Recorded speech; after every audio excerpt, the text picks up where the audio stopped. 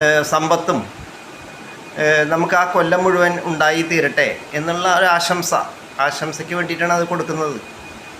പിന്നെ അന്നൊരു കൂട്ടുകുടുംബ വ്യവസ്ഥയായിരുന്നു. അപ്പോൾ എൻ്റെയൊക്കെ ചെറുപ്പത്തിൽ കൂട്ടുകുടുംബ വ്യവസ്ഥയായിരുന്നു. അപ്പോൾ നമ്മൾ മറ്റേ സംച്വസ് മീൽസ്, അതായത് കൂട്ടുകുടുംബം എന്ന് പറഞ്ഞാൽ അറിയാമല്ലോ, അന്ന് ഈ കണി കാണുന്ന പോലും അമ്മയ്ക്ക് ഭയങ്കര കണ്ണ് ഒരിത്തിരി പോലും തുറക്കാൻ പാടില്ല, അത്രയ്ക്ക് വിശ്വാസമായിരുന്നു. കണി കാണുന്നത് കണ്ണടപ്പിച്ച് വെളുപ്പിന് കണി കാണുന്ന അമ്മയാണ് അത് ചെയ്യാറ്. അമ്മയ്ക്ക് കണ്ണ് തുറക്കാം, ബാക്കിയുള്ളവർ കണ്ണ് ഒരു ഇഞ്ച് പോലും തുറക്കാൻ സമ്മതിക്കാറില്ല. എന്നിട്ടാണ് ഈ വാൽക്കണ്ണാടി, അതുപോലെ തന്നെ ഈ മറ്റേ പാത്രത്തിൽ മറ്റേ കിണ്ടിയിൽ വെള്ളം, ചക്ക, വെള്ളരിക്ക, മാങ്ങ, ഇങ്ങനെ ധന സമ്പാദനങ്ങൾ, നാണയങ്ങൾ, ബലഭൂയിഷ്ടങ്ങളായ സമ്പൽ സമൃദ്ധിയായിട്ടുള്ള ഇതിൻ്റെ പ്രതീകങ്ങളായിട്ടുള്ള കൃഷ്ണൻ്റെ വിഗ്രഹം, അതുപോലെ തന്നെ ഇങ്ങനെ കുറേ കാര്യങ്ങളില്ലല്ലോ, അതൊക്കെ നമ്മൾ കാണുന്നത് ഇതിനു വേണ്ടിയിട്ടാണ്. പക്ഷേ ആ കാലമൊക്കെ മാറി, അത് നമ്മൾ കണ്ടു. അത് കഴിഞ്ഞാൽ പിന്നെ നമ്മളുടെ ചെറുപ്പത്തിൽ, എൻ്റെയൊക്കെ കുട്ടിനാളിൽ പിന്നെ നമ്മളുടെ ആ പ്രചോദനം എന്ന് പറഞ്ഞാൽ നമ്മുടെ ആ സ്പിരിറ്റ് പടക്കം പൊട്ടിക്കുക എന്നുള്ളതാണ്. അന്ന് നമ്മൾ നേരത്തെ എണീക്കും, പടക്കം പൊട്ടിക്കുക എന്നുള്ളതൊരു ഹരമായിരുന്നു. അപ്പോൾ ആ ഹരം എന്താണെന്ന് വെച്ച് കഴിഞ്ഞാൽ, അന്ന് പടക്കം ഇതേപോലെ സുലഭമായിരുന്നില്ല.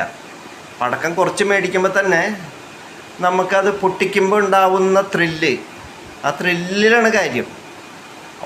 നമ്മളും പടക്കത്തിൻ്റെ ഒരു ഭാഗമായി പടക്കങ്ങൾ പൊട്ടിക്കുന്നതിൻ്റെ, മറ്റുള്ളവർ പൊട്ടിക്കുമ്പോൾ ഒരു മത്സര രൂപത്തിൽ നമ്മുടെ ഉള്ളിലും ഒരു വരുന്നുണ്ട്, ഒരു കോമ്പറ്റീഷൻ രൂപത്തിൽ പടക്കങ്ങളിങ്ങനെ പല വൈവിധ്യങ്ങളായ പടക്കങ്ങൾ പൊട്ടിക്കുക. അപ്പോൾ കുറച്ച് നേരിയ ഒരു ആഹ്ലാദം മനസ്സിൽ വരുന്നുണ്ട്. അതൊക്കെ കുട്ടിനാളിൽ വന്നിരുന്നു. അതിൻ്റെ ഒരു ഡ്രൈവിംഗ് ഫോഴ്സ് ഉണ്ടായിരുന്നു, ത്രില്ലുണ്ടായിരുന്നു നമുക്കത് ചെറുപ്പത്തിൽ. പക്ഷെ ഇപ്പോൾ അത് തിരിഞ്ഞു നോക്കുമ്പോൾ അത് ഒന്നും വെറും മറ്റേ ഇപ്പോൾ ബോഷ്കോ അല്ലെങ്കിൽ സ്റ്റുപ്പിഡിറ്റിയോ അല്ലെങ്കിൽ നമുക്ക് നേരം പോക്കോ അല്ലെങ്കിൽ അതൊരു ബോറായിട്ട് തോന്നുന്നതാണ്. പടക്കം പൊട്ടിക്കുന്ന ഒരു അസഹ്യമായിട്ട് ഇപ്പോൾ തോന്നുന്നു. കാലം മാറി, പ്രായമായി, ഇപ്പോൾ നമുക്ക് ഈ കാര്യങ്ങളൊക്കെ പോയിട്ട് ഇപ്പോൾ സദ്യ വരെ നമുക്ക് കിട്ടുന്നില്ല. കാരണം ആളുകളുണ്ടെങ്കിൽ സദ്യക്ക് അർത്ഥമുള്ളൂ. ആളില്ലെങ്കിൽ പിന്നെ എന്ത് ഇല വെച്ച് സദ്യ കൊണ്ടാണ്? എന്തിനാണത്? ആളുകൾ വേണം കുടുംബത്തിൽ, മിനിമം ആളുകൾ, ബന്ധങ്ങളൊക്കെ ഉണ്ടെങ്കിൽ മാത്രമേ സദ്യ എന്ന് പറയുന്നതിന് കാര്യമുള്ളൂ.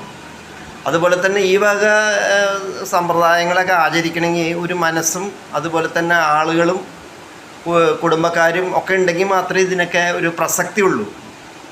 അപ്പോൾ ആ പ്രസക്തി നമുക്കിപ്പോൾ നഷ്ടപ്പെടുകയാണ്. നഷ്ടപ്പെടുമ്പോൾ